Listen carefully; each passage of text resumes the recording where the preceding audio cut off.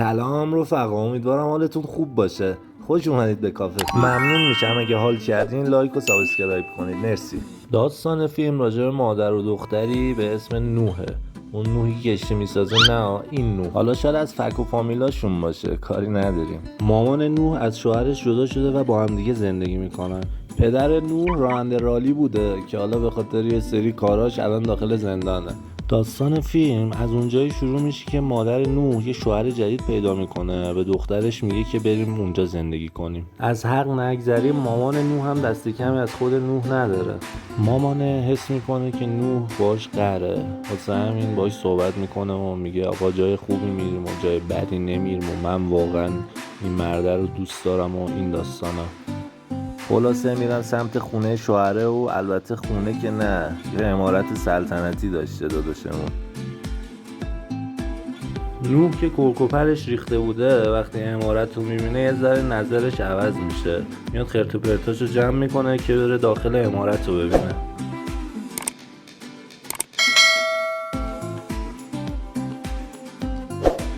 خدایی منم بودم نظرم عوض میشد وقتی این خونه رو میدیدم. خونه که نیست بی پدر، لامصب شهریه برای خودش. خدایا از این خونه ها به ما هم بده. مامانه بالاخره مخ دخترشو میزنه و میگه دیگه از خدا چی میخوای دیگه؟ اتاقت که رو به ساحل و خونه هم که درندشت و هر چی هم که بخوای در اختیارت هست. نوح اولش یه قاره چوسی میاد ولی خب کم کم شل میکنه و قبول میکنه که اینجا بمونه. لامصب شطور با بارش تو این خونه گم میشه. نوح که حوصله‌اش سر رفته بوده یه خورده خرت و پرتاشو میریزه بیرون و تو خونه یه چرخی میزنه و 4 تا عکس میگیره و ساحل رو نگاه میکنه و میاد میبینه آها یه چیزی لای اون علف ملفا داره تکون میخوره. خلاصه همینجور که داشته میچرخیده تو خونه یهو سر از آشپزخونه در میاره و میبینه به به یه شاه پسرم اینجاست. این شاه پسر خوش قد و بالا اسمش نیکه. چون این دوتا ننه باباشون با هم ازدواج کرده بودن با هم اخت نمیگیرن و میزنن تو سر کله همدیگه. نیک که پسر خیلی حولی بوده، همین اول بسم الله میخواد به دختره بچسبه ولی نمیدونه که اینا خواهر و برادرن، البته از نظر شرعی. نیک به یه ورش هم نیست این داستانا. خدا وکیلی وضع خونه زندگی رو نگاه کن. خلاصه نوح و رفقا برای قرار شام آماده میشن و که شب شما برن بیرون. نوح که خیلی عشق ماشین بوده خیلی خوشحال میشه وقتی میبینه نیک هم عشق ماشینه.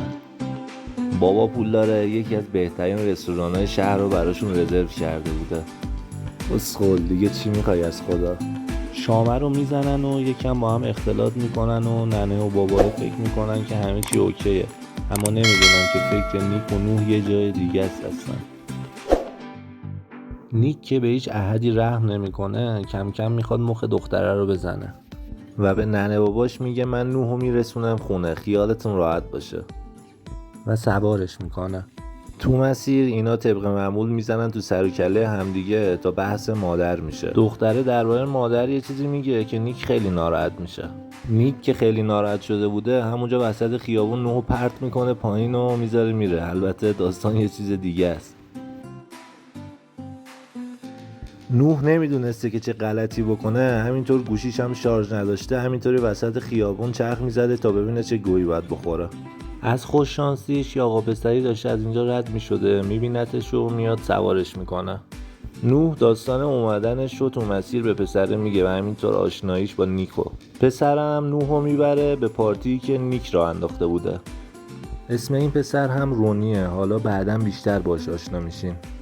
فعلا بچسبیم به نوح و نیک ببینیم دارن چه غلطی میکنن. نوح میاد داخل پارتی و میبینه بله نیک تمام دخترها رو مخ کرده و بمالیه اصلا اینجا همه چی به اسم اونه اینجا. نوح میره پیش نیک میگه تو بیجا کردی وسط خیابون منو پیاده کردی، میخواستی بیای اینجا خاک بر سرت کنن. نیک هم که کلا فکرش کمر به پایین بوده. این پسر رونی یه چیزایی از نوح میدونه و کم کم آزار و اذیتش رو شروع میکنه که البته اینجا نیک به غیرتش بر میخوره و میاد یه چکی میزنه تو گوش پسره. نوح میگه چیکار میکنی آشغال؟ اون میگه بدبخت نوشابه مشروب ریختن، الان مثل خر مست میکنی و هممونو به فنا میدی. بدبخت و عرق سگی میخوردی میخواستی چیکار کنی؟ نیک که میبینه دختره گوسپیچ شده با 2 تا پیکرق، سوار ماشینش میکنه و میبرتش سمت خونه. نوح که خیلی خرمز شده بوده میگیره میخوابه و تو خواب هزیون میگه. اون نیکم میبینه خیلی کسخله، چراغاشو خاموش میکنه و میذاره میره. خلاصه روزا میگذرن و این دوتا به هیچ صراطی مستقیم نیستن و یه سره تو سر و کله هم دیگه میزنن و یه سره افتادن روی دنده لج. البته نوح هم کم کمک داشته خوشش میومده، شیطون. یه شبی از همین شبا که خوشی زده بوده زیر دلشون، میرن سمت ماشین بازی. از اونجایی که نیک ماشاءالله همه جا حضور پررنگ داشته و همیشه یه سر داستان بوده، میبینه دختره هم اومده، میخواد نشون بده رئیس کیه، صد خودشو میذاره.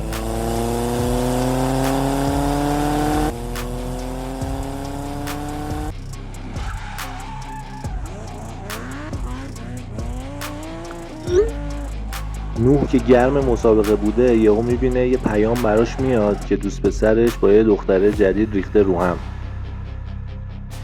حالا نیست خیلی براش مهم بوده، به جشن و پایکوبیش ادامه میده.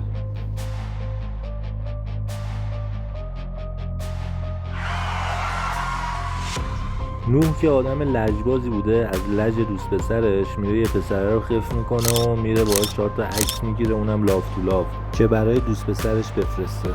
نیک به رگ غیرتش بر میخوره، میاد میگه میخوای عکس بگیری؟ اوکی، نه با هر کسی، فقط با من.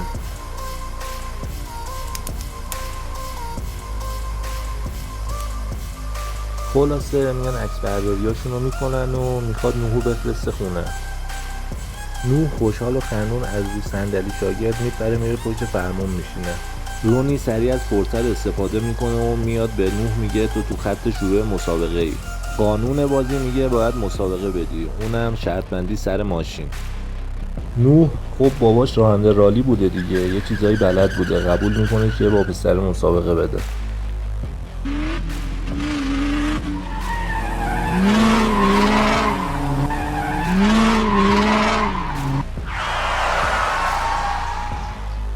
نوح میزنه خوار مادر پسره رو یکی میکنه و مسابقه رو برنده میشه. رونی یک کثافت میاد میگه شما تقلب کردی، من با تو مسابقه داشتم اما تو ماشین رو دادی به دختره. سویچو میگیره 4 تا فوش هم نثار دختره میکنه. نیک که خیلی غیرتی بوده بهش بر میخوره و یه دعوای حسابی را میندازه. خلاصه کلی تو سر و کله همدیگه میزنن و نوح هم که اون وسط افتاده بوده یاد بچگیاش میفته. میان رفیقاش تن لشتشو جمع میکنن میبرنش. روزا میگذرن و این دوتا شاسکول خیلی عاشق همدیگه میشن. طبق معمول کلکل میکنن ولی همدیگه رو دوست دارن. این دفعه یه روزی از همین روزها که اینا داشتن دل و قلبه به هم میدادن، مامانه دوست پسر قبلیشو میاره اینجا که نوح تنها نباشه. نوح که میدونسته پسر بهش خیانت کرده میره بهش میگه تو بیجا کردی اومدی اینجا، از همون جایی که اومدی بی زحمت اسنپ بگیر برگرد خونتون، چون من میدونم چه خبر بوده. این وسطا بابای نوح از زندان آزاد میشه و میاد میبینه زنه با یه شوهر پولدار ریخته رو هم و یه نقشه‌ای براشون میکشه. این دوتا هم که دیگه خیلی میلولیدن تو هم دیگه. خب خیلی هم بری تو هم زیاد خوب نیست، چون بابای میاد خفتت میکنه عزیزم. چون بابای آدمی با شعوری بوده بهشون چیزی نمیگه، فقط میگه آره خواهرت حالش بده برو سمتش. حالا این خواهر کی بوده؟ این خواهر اصلی نیک بوده، بیچاره مریضم بوده.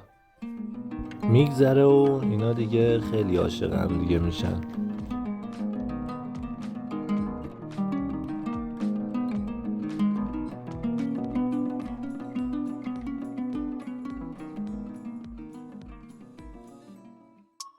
بابایی که دید خیلی داره به اینا خوش میگذره گفت یه برنامه بریزم برینم تو حالشون. میاد وسط خیابون نوحو خفت میکنه برمیداره میبره. کدوم پدری آخه با دخترش همچین کاری میکنه؟ زنگ میزنه میگه من $1,000,000 پول نقد لازم دارم وگرنه سر نوحو میفرستم براتون. همون چقدر خشن بابا، یواشتر تو رو قرآن. این رونیه که سافر از اول با این یارو همدست بوده. بابایی که 1,000,000 براش پولی نبوده برمیداره پولا رو میریزه تو چمدون که بیاره بده به این بابا.